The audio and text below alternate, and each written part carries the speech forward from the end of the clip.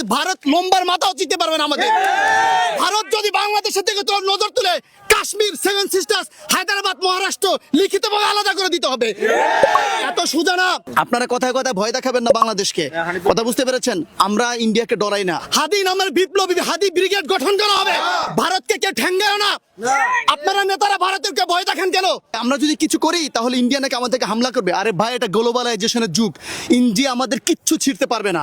India যদি আমাদের দিকে একটা বুলেট ছড়ে না, চারদিকে ইন্ডিয়াকে ঘিরে ছিঁড়ে খেয়ে ফেলাবো। আপনারা জানেন, ইন্ডিয়া যদি বাংলাদেশ দিকে নজর দেয়, ইন্ডিয়াকে 7টা রাষ্ট্র হারাইতে হবে। কাশ্মীর, সেভেন সিস্টার্স, ইন্ডিয়াকে লিখিতভাবে ত্যাগ করে তারপর বাংলাদেশের দিকে নজর দিতে হবে।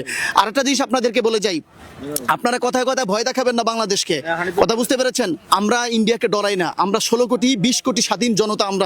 আমরা যেই জাতি নিজেদের স্বাধীনতার জন্য, ভাষার জন্য এবং পরবর্তীতে স্বাধীনতাকে রক্ষা করার জন্য জুলাইতে ছোট ছোট শিশুরা যেখানে আত্মত্যাগ করেছে, সেখানে ইন্ডিয়াকে ভয়ের কিছু নাই।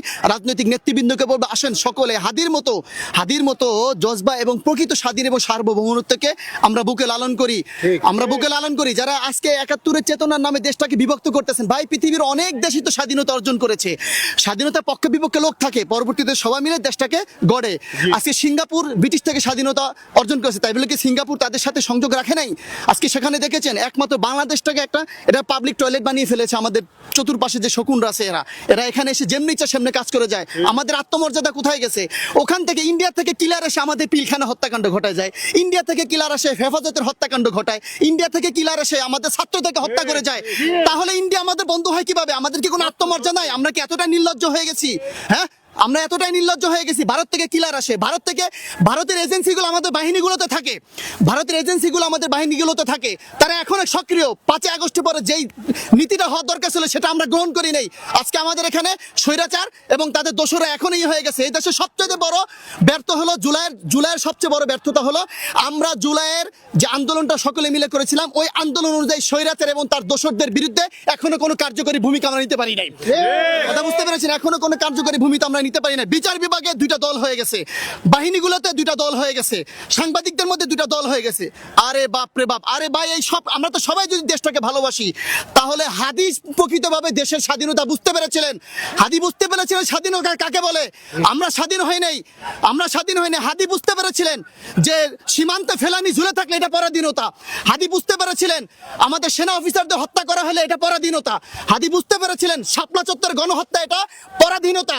হাদি বুঝতে পেরেছিলেন জুলাই 3000 শহীদের যেই আত্মত্যাগ, এটাকে যদি ধরে না রাখতে পারে এটা পরাধীনতা। হাদি বুঝতে পেরেছিলেন এদেশে ভারতীয় এজেন্ডা বাস্তবায়নে যারা কাজ করে এটা আসল পরাধীনতা, এটা কোনো স্বাধীনতা নয়।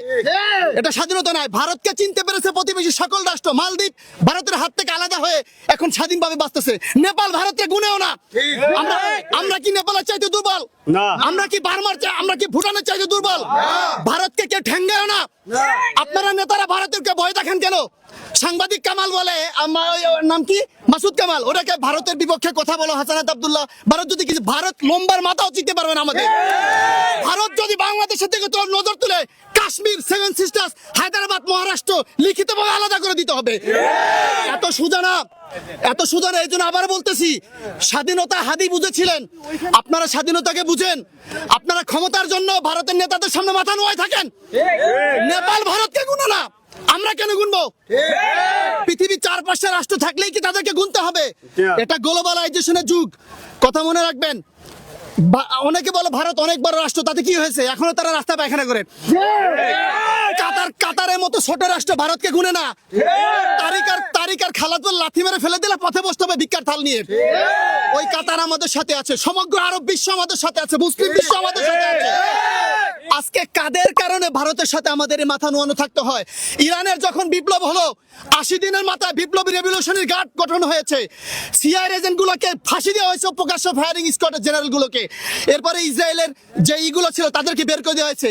আমরা আজকে এখান থেকে শপথ নেই, হাদি নামের বিপ্লবী হাদি ব্রিগেড গঠন করা হবে। গঠন করার জন্য স্বাধীনতা শুধু একটা পতাকা না, স্বাধীনতা হলো আমার মৌলিক অধিকার, আমার রাষ্ট্রের সার্বভৌমত্ব।